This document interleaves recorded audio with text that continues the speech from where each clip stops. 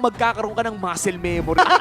Welcome to game number 3, ang pinakahuling laro ng Week 2 of MPL Philippines Season 15. Umabot na tayo sa pang-anim na laro sa dalawang seryeng napanood natin ngayong araw na to. At muli nating i-welcome ang dalawang upunan. It's TLPH versus Omega. Sino makakakuha ng isang puntos na kanina pa nila gustong-gustong makuha? Kaunang pagong, mukhang mauuna ang Omega pero si Sanford ay nasa likod. Okay na, ganda yung pagpasok din dito ng JP. Kaso nga lang, wala pang mga ultimate ng ating mga roamers. Andorio with the first turtle. Andun ng sabunot. Sanford will be the first blood. Gandang simula. Oh, Meron sila- napaka-yep. Manana sipa. Ay, ang ganda ng sagot! Medyo nabitin na nga lang din doon na slide si Super Yoshi at nandito na nga lang din ang Ay! pagsika at gigel dito nila Sanji. Sakto, nasa loob sila na parisukat. Ngayon, medyo ilalabas sila doon ni Luis. JP tuloy-tuloy, wala pa rin siya ditong porta, wala pang pangtawag. But still, Jeep kondo ni Super Yoshi, anytime lalapit yan, hindi kakalma land of Dawn! Oh, eto naman ang round 2 at sakto ang sipa nga doon ni Super Yoshi. Andun Yan na. with a kill. Oh, dito sumasayaw-sayaw. Carl TZ will deliver the final blow. Yoshi para kay Sanford at bigla na lang Ooh. umuwi. Patapos to, pero Ay! may paulan! Grabe naman talaga. Dito Ay! pa-flicker pa! Pinagsasalaw ang bala. Jome. Kakauwi mo pa lang. Kakauwi mo pa lang yung ulam mo. Baril! Oh, at ngayon, nakikita rin naman natin ni ina-attempt ni Sanford na i-alleviate yung atensyon sa kanya. Huwag dyan kila Baby Cakes Duo, huwag dyan kila Cartesi. Kaso nga lang, siya pa yung mas mapupuruhan. Parang pwede silang anytime pumasok kasi nakaamang naman dito si JP. Pwede mag-landing agad. Ayan na! At naglaland na nga lang din dito ang Eternal Guard. Saktong-sakto yung pagbagsak. But Carl TZ will eliminate Andorio. Habang doon ibabalik na naman si Sanford. Oy! May bonus pang sipa. Mahuhuli na dito si Sanji. John with a kill. Nag-init na si Yoshi, Chance. Oo, ng larong ito, lamang Ayun ang na Omega. naman. Ay. Nararamdaman ni Carl na wala siyang espasyo sa sarili niyang jungle. May Ayun! papalag. Andito na nga lang din ang box. Sakto yung reward manipulation. Kahit na naglatag na Eternal Guard dito, members sa Smart Omega, makakaisa, makakapitas pa rin sila Carl Wait lang! TZ. Pero babalik siya doon. Ando na nga lang, Despised Slam Slam. Lahat na nga lang din na pwedeng ilagay na nga lang din Oheb! dito. Uy! At sumalo Uy! nga pa rito si Oheb. Super Yoshi medyo naiwan sa gitna pero okay nga lang din. Kasi ito'y papabor para sa TLPH. Split Chicketing Patrol. Tinatanggal na naman Oh, dito. no! Ibabalik. Slam Slam. Pero mukhang magsasaksid sa pangungulit doon. Tama Si Luis na! with a shutdown kill. Ayaw nila magpaawat. Oh my God! Ang tagal doon sa likod ng Cebuano Pride na si Luis.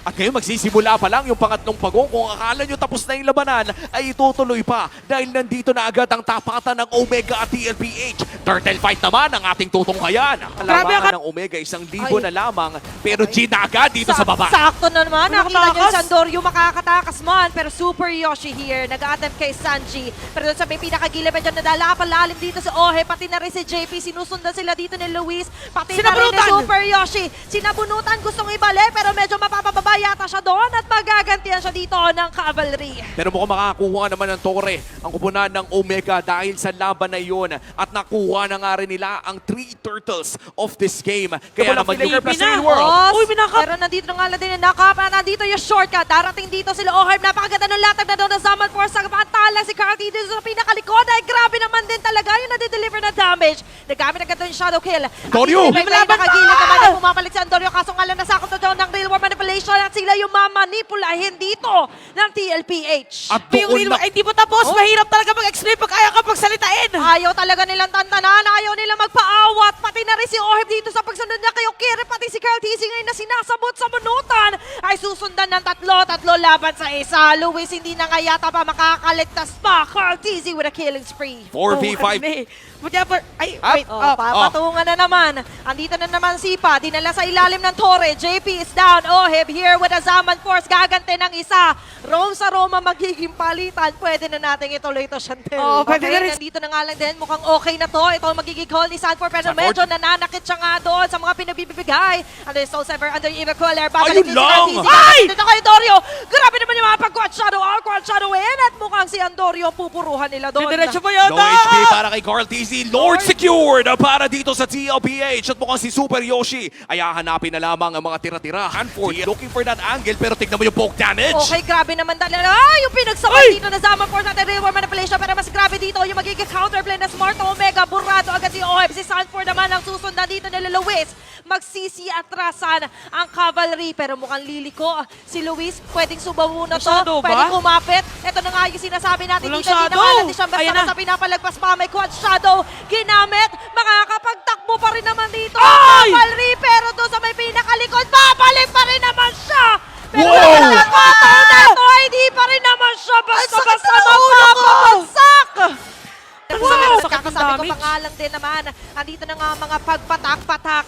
Nangangaray na agad din si Ayun, oh. Luis at yung Lord ay masesecure pa rin dito ng Yoshi! Yoko. Ay, Si pinigilan! Super Yoshi, high risk, high reward, pero high risk, high blood yung nangyayari doon. Medyo siya pa yung napuruhan, hindi pala medyo sobrang napuruhan sila doon.